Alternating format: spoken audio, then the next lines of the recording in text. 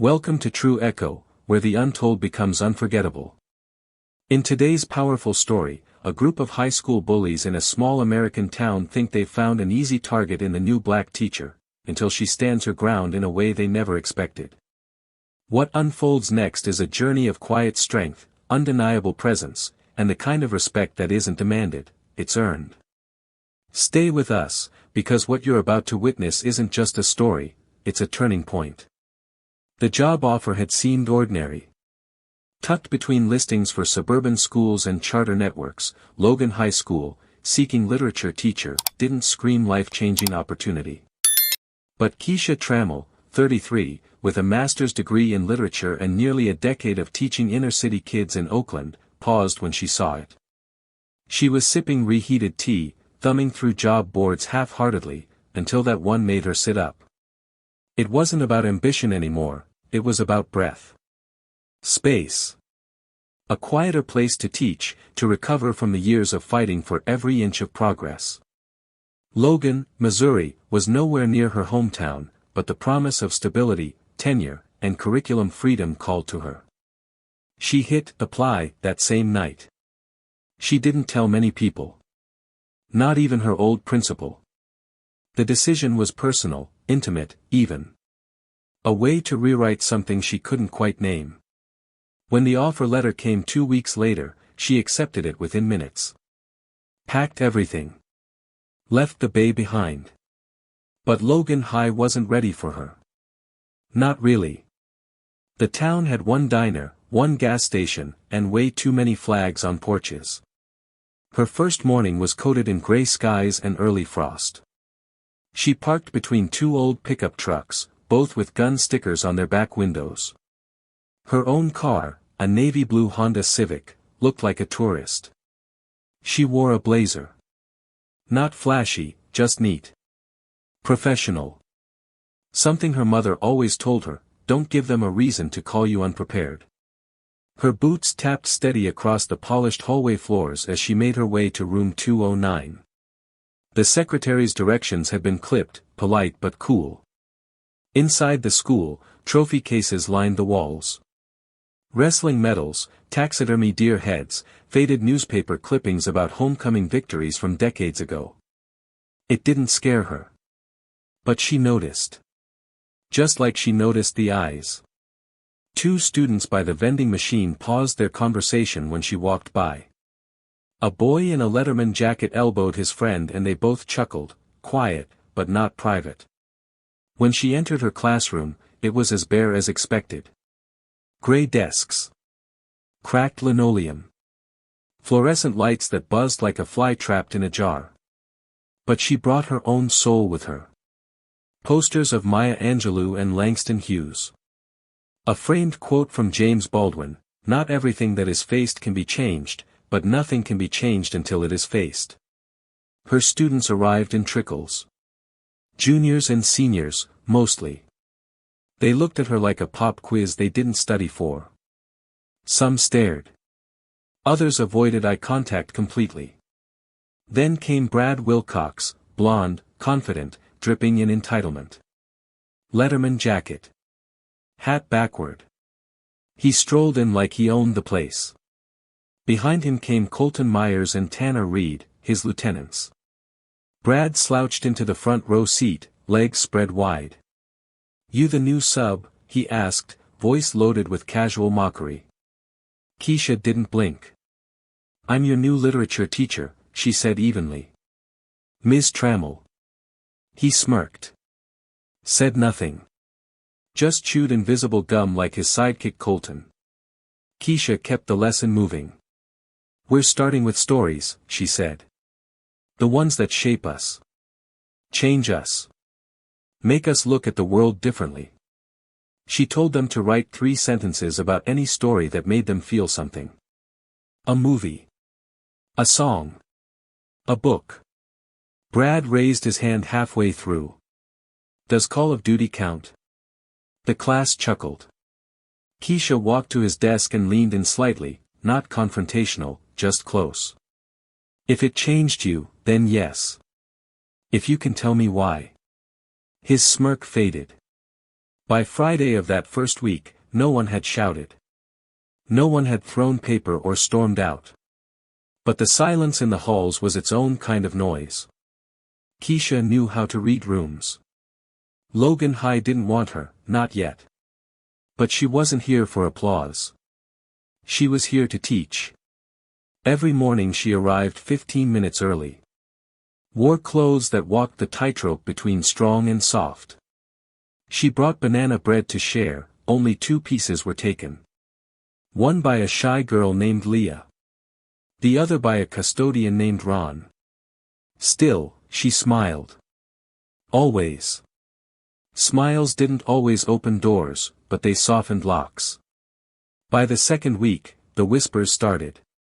It was little things at first. Her name misspelled on a printed schedule. A conversation in the lounge that went quiet when she walked in. A yellow sticky note left on her desk that simply read, "Token." She peeled it off and threw it away. But when another appeared 2 days later, "Hope you can run fast," she didn't toss it. She kept it. Documented the time and date. Considered reporting it to Principal Odom, but something in her gut said wait. She needed to know who was watching her, and who wasn't. During 4th period, she caught Brad and his crew whispering over a phone. The moment she walked past, they stopped. "Phone's away," she said quietly. Brad tucked it in his back pocket, exaggerated and mocking. "Yes, ma'am." Later that afternoon, Tanner passed her in the hallway and muttered, "Can't wait to see how long you last." Keisha didn't stop walking, but her grip on her keys tightened. She didn't flinch. She didn't run. But that night, she lay in bed staring at the ceiling, wondering why the silence was starting to feel heavier than noise. Then came Friday morning. Rain fell in sheets, soaking the walkway to the parking lot. She greeted every student who passed. Some gave her a nod. Some, nothing.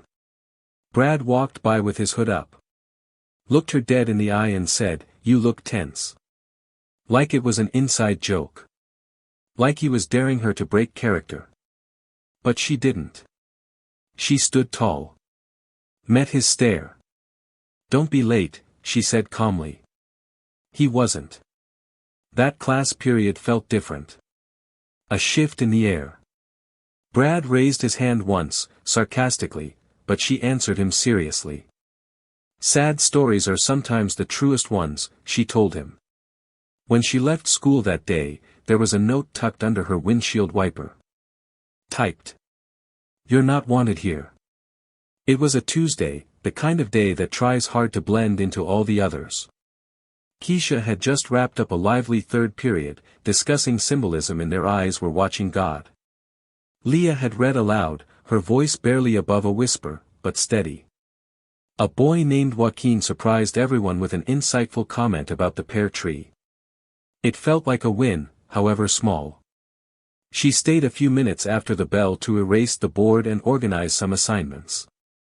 On her way to the teacher's lot, she stopped at the vending machine near the gym. She wanted a bottle of water, something cold and crisp to cut through the classroom dust. That's when she heard it. Brad and Tanner, standing just out of sight, behind one of the concrete pillars near the loading zone. They were talking to 2 track team boys. Loud. Careless. "I'm just saying," Brad said, "you can't say anything anymore. You breathe wrong and someone cries racism." Tanner cackled like it was the funniest thing he'd heard in years. One of the other boys gave a nervous laugh. The other just shifted uncomfortably. Keisha didn't stop walking, but her steps slowed. As her heels echoed on the wet concrete, Brad caught sight of her. His posture straightened, and his voice lifted, performative and sharp. "Hey there, Miss Diversity Hire," he called out. "No comment. Just gonna walk away. That's not very inclusive of you." Keisha didn't pause. She didn't react. She simply unlocked her car, climbed in, and shut the door. Her hand shook slightly as she reached for her phone. A message popped up just as she was about to turn on the engine. It was from Leah. No text. Just a link. She clicked. A video. Less than a minute long. Someone had filmed her walking past the boys. You could hear Brad's voice crystal clear, the words cutting through the sound of the rain. The caption read, "Guess who's woke and broke?" It was posted to a burner account. The video already had 40 shares. Her thumb hovered over the report button. Instead, she saved it. That night, she didn't cry. She didn't call her sister. She didn't scroll social media. She went to her hallway closet. There, at the back behind an old coat and a crate of her grad school books, was a wooden chest she hadn't opened in years. Inside, neatly folded, was her black karate belt. Faded. Embroidered in yellow thread, Keisha J. Trammell, Knighton. Second-degree black belt. Her hands ran over the fabric. The dojo. The sweat. The discipline. She hadn't trained in nearly 3 years. Life had gotten in the way. But the body remembers. The breath remembers. She stood barefoot on her living room floor and lowered herself into a deep stance. Just to see. The balance was still there. The next morning, she dressed with clarity. Black slacks. Soft denim shirt. No makeup. Hair pulled back into a tight bun. Not to disappear, just to keep her focus unbroken. As she passed the lockers that morning, students stepped aside. Not in fear. In awareness. Something about her felt different. At lunch, a substitute named Mr. Krause sat beside her in the lounge. "Saw that video," he said, keeping his voice low. "It's disgusting. You okay?" "I'm fine," Keisha replied. "You gonna report it?" "I already saved it." Mr. Krause looked around the room, then leaned in slightly. "Some of us have your back. Just so you know." She nodded. "That's good to hear." She didn't say thank you. Not because she wasn't grateful. But because she was done thanking people for basic decency. That night, instead of tea, she rolled out her yoga mat. Stretched her joints. Rotated her shoulders. Let her breath fill the space in her chest again. Preparation. Not for battle. For presence. Principal Odom wore his usual smirk when she entered his office. The kind that made her feel like she'd just walked into a country club with the wrong name on the invitation. "Ms. Trammell," he said. "Everything all right?" Keisha sat across from him and placed a folder on her lap. "I want to talk about an incident in the parking lot." His eyes flickered. He already knew. "I've saved the video," she said. "It was posted publicly. Brad Wilcox calls me a diversity hire," loudly. In front of other students. Odom shifted in his chair. "Brad has a big personality. I wouldn't assign malice. It's not about malice. It's about respect. Precedent. You're new here, Miss Trammell," he said, offering the empty smile again. "Sometimes kids test boundaries, especially with new teachers." "Especially black ones?" she asked calmly. He blinked. "Let's not make this about race." "I didn't," Keisha said. "Your student did." There was a pause. Odom looked toward the window, then cleared his throat. "I'll have a conversation with Brad and his parents.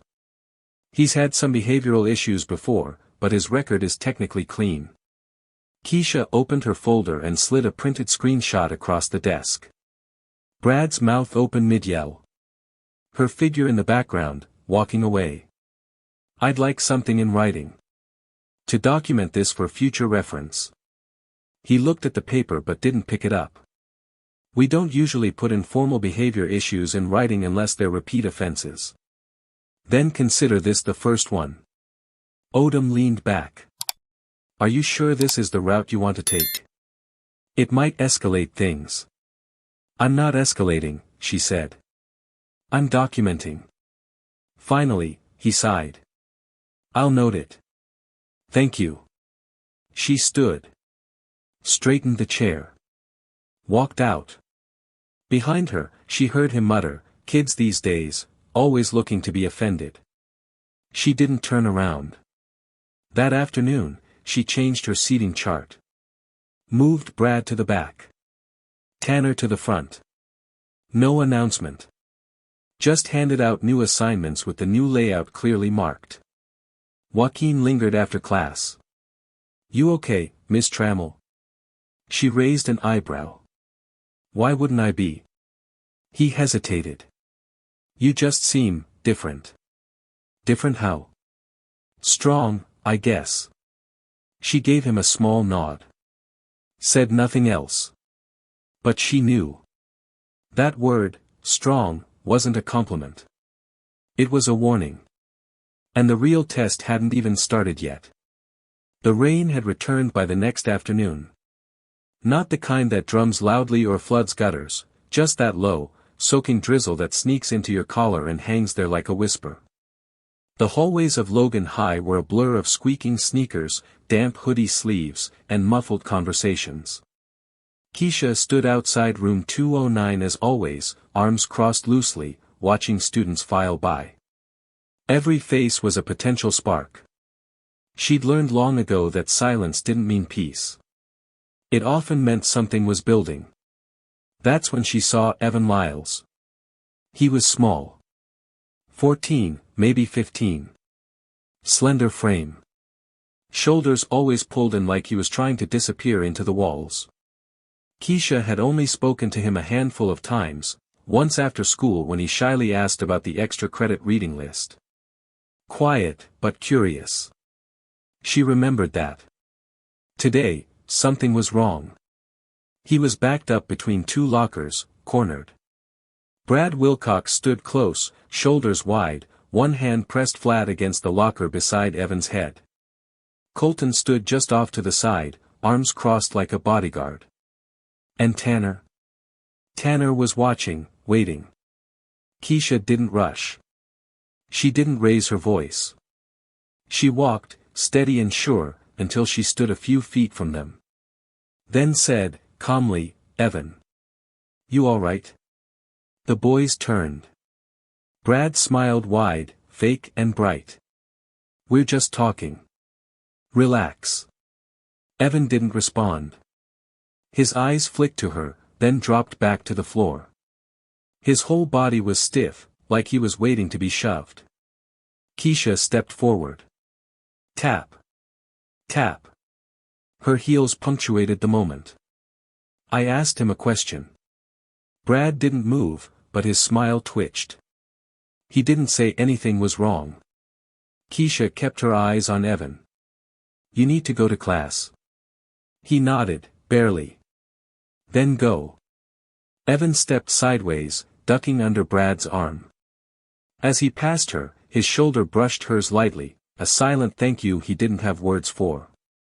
And then Brad took a small step toward her. It wasn't dramatic. No raised voice. No threats. Just that subtle shift in body language that says, "I dare you." "You always this nosy, Miss T," he said. "Or just when it's your kind." That was the moment the hallway changed. Even Colton stiffened. Tanner looked away. But Keisha didn't flinch. She took a single step forward, enough to close the space, to bring her energy into his orbit without ever raising a hand. Her arms stayed loose at her sides. Chin steady. Shoulders squared. "You don't want to do this," she said softly. Brad's smile twitched again, but his weight shifted. Just slightly. The tiniest pullback. He felt it, even if he didn't understand what his body was reacting to. Keisha's voice dropped lower. "I've trained in Shotokan since I was a teenager. That's Japanese karate, if you're curious. I don't fight students. But I protect students." She let that land. Behind them, the hallway camera blinked red. "So unless you want footage of you cornering a freshman while threatening a faculty member, I suggest you walk away." There was no yelling. No push. No grand display. Brad backed up. Colton muttered, "Whatever," and started down the hall. Tanner followed, eyes flicking toward her once before disappearing around the corner. Keisha turned to Evan, who stood just a few feet away, frozen. "You good?" He nodded. Swallowed hard. "Yeah. You sure?" "They've been messing with me since orientation," he said.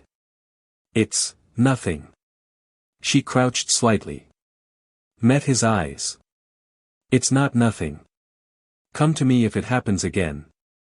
Or Mr. Fielding. Or Officer Hughes. Don't let them make you small." Evan nodded again. This time with a little more backbone. Keisha walked him back to class. By the time she returned to her room, her phone buzzed. Assistant Principal Darlene Finch wanted to see her.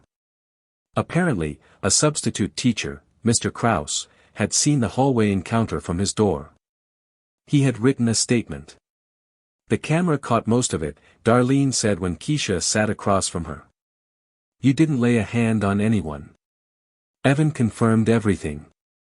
Keisha didn't smile. She just nodded. "We're calling the boys and their parents tomorrow," Darlene continued. "Principal Odom won't be in the meeting." Keisha blinked. "Why not?" Darlene looked hesitant. "He thinks your presence might heighten tensions." His words. Keisha's mouth pulled tight. "Of course." Darlene slid a document across the desk. "We're issuing formal notices.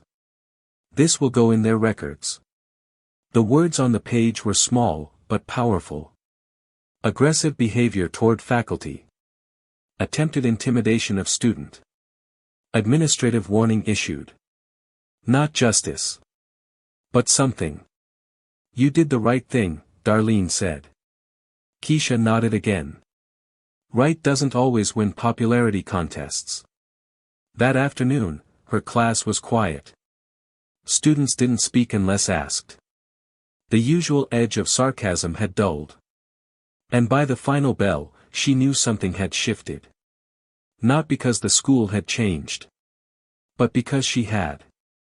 And the walls had no choice but to respond. By Friday morning, Logan High wasn't the same, not entirely. The difference wasn't in the announcements or the flag outside. It was in the air, the way students' voices lowered when Keisha walked past. The way footsteps slowed. The way the smirks faded. Not into fear, but something harder to define. Awareness. Brad Wilcox, Colton Myers, and Tanner Reed had been called into the office separately that morning. Their parents were there too. Keisha didn't ask what was said. She didn't need to. By third period, the boys had all returned to class, silent. Brad didn't glance her way once. Tanner looked like he wanted to. Colton just slouched deeper in his seat. The lessons continued. But there was a current now. A hum beneath the usual routine. During fifth period, a student named Nick raised his hand and asked if they could discuss power in Of Mice and Men. It wasn't on the schedule. But Keisha said yes. The discussion started slow. Fumbling. Surface level. Then a girl named Olivia leaned forward in her seat. "I think power is about how people choose to use fear," she said. "Like, if they know they can hurt someone and get away with it." Keisha tilted her head slightly. "And what do you call it when someone chooses not to use fear, when they could?" Olivia blinked. "I don't know." "Strength?" "Exactly," Keisha said softly. "Not fear. Strength." That evening, her phone buzzed. A number she didn't recognize. She answered anyway. "Is this Ms. Trammell?" a woman's voice asked. "This is Evan Lyle's mother. I just wanted to say thank you. He told me what happened. Said you stepped in when no one else would. He hasn't been himself in weeks, but he's talking now. Like, really talking." Keisha didn't say much. Just thanked her quietly. The praise wasn't the point. The change was. By Monday, the mood had shifted again. Students still talked in the halls, still groaned at assignments, still lived like teenagers. But the edge was gone. Brad showed up on time, kept his phone away. Tanner raised his hand, twice. Colton barely spoke. Some students smiled now when she walked by. Some said hello. One girl, Tabitha, stopped to ask if she could borrow the bluest eye for a project she hadn't even been assigned. Another student, Marisol, brought her tea from the lounge. They had peppermint today, she said, like it wasn't a big deal. But it was. The silence that had once felt cold now felt careful. Like the building was learning her rhythm. Rumors flew, of course. She'd heard the whispers in the hallway, "Don't mess with Ms. Trammell. She's got that Bruce Lee energy. She knows karate or something." She didn't correct them. Let them believe what they wanted. Presence mattered more than truth. That afternoon, Coach Delaney from the girls' soccer team flagged her down near the office. "You've got presence," he said. "The girls talk about you. Ever taught self-defense?" Keisha hesitated. "I've trained.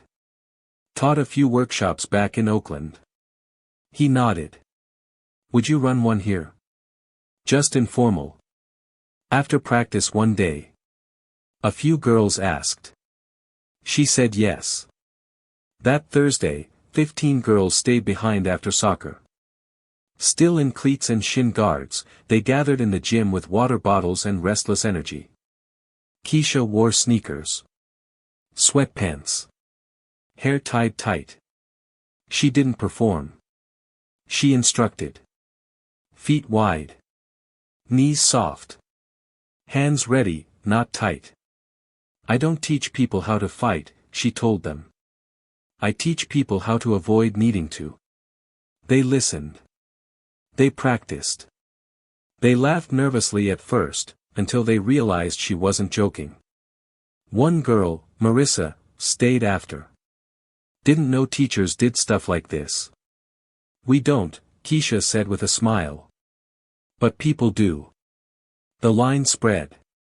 By the following week, 2 junior boys stayed after class. "Can we do our project on Malcolm X's autobiography?" one asked. "It's not on the list, but..." Keisha smiled. "Do you think he was angry?" They looked at each other.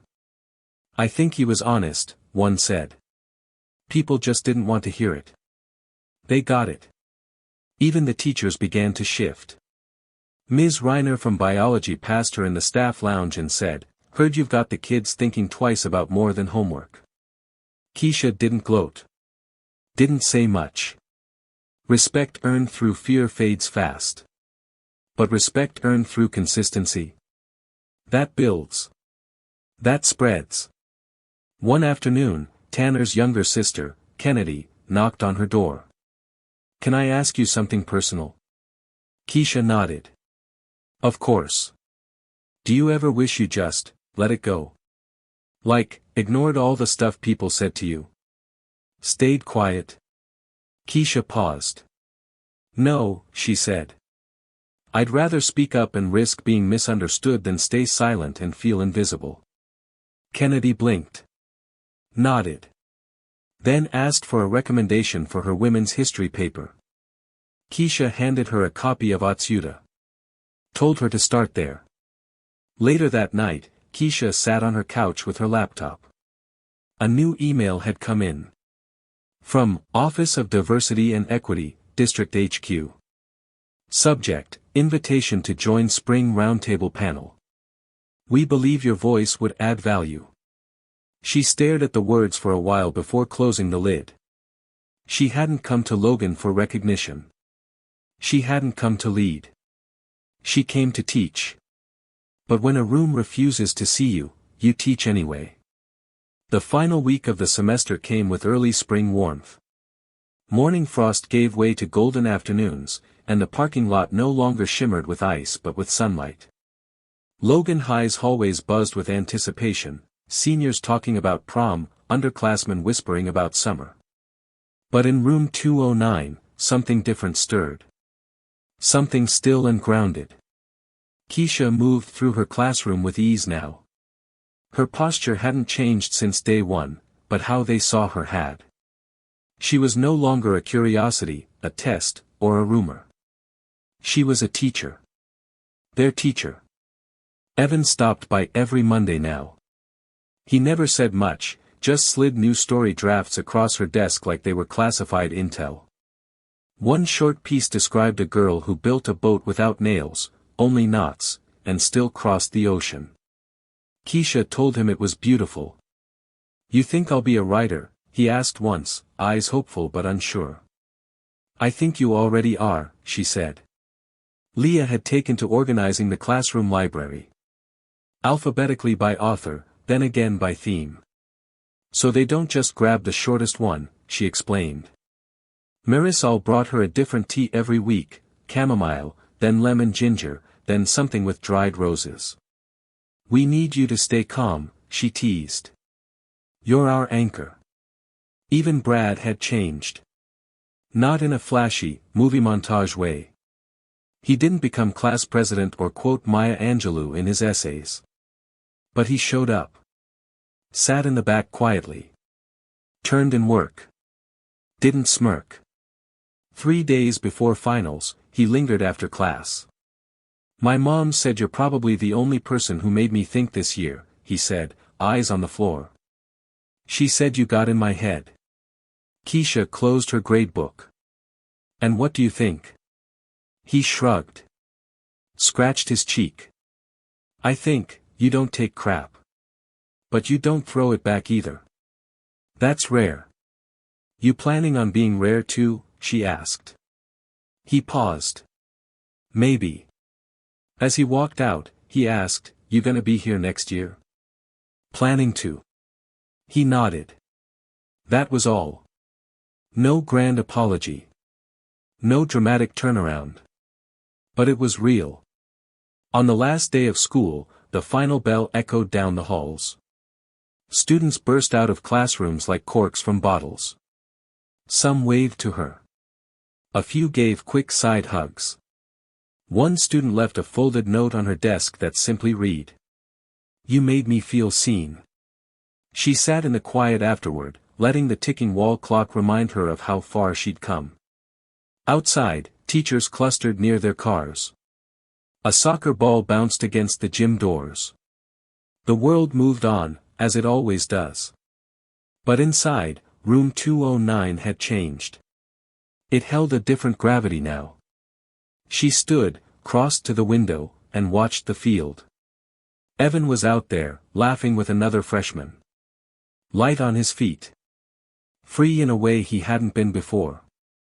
Her classroom door creaked, and she turned to see Kennedy, Tanner's sister, peeking in. "I used your quote," she said. Keisha tilted her head. "What quote?" "About not being invisible. I used it in my paper. Got an A." Keisha smiled. Not wide. Just enough to reach her eyes. After she left, Keisha pulled her karate belt from the shelf. Rolled it in her palms, not to wear it. Just to remember. Because strength isn't always loud. Sometimes it's consistent. Sometimes it's choosing not to shrink, even when the room wasn't built for you. Sometimes it's teaching anyway. She could have walked away. Should have, maybe. It would have been easier. But she stayed. And that made all the difference, not just for her, but for the kids watching from the edges. The ones measuring if standing up was worth the risk. It was. It always is. In a town that never expected her, Keisha Trammell didn't just survive, she transformed the very culture that tried to break her. Through quiet strength and unwavering presence, she proved that courage isn't about confrontation, it's about consistency. As Keisha once said, "I'd rather speak up and risk being misunderstood than stay silent and feel invisible." If this story moved you, even just a little, share it. Comment below. Let us know what stood out most. And if you believe in stories that echo deeper truths, stories of strength, dignity, and triumph where it matters most, subscribe to True Echo. Because here, stories aren't just told. They're felt.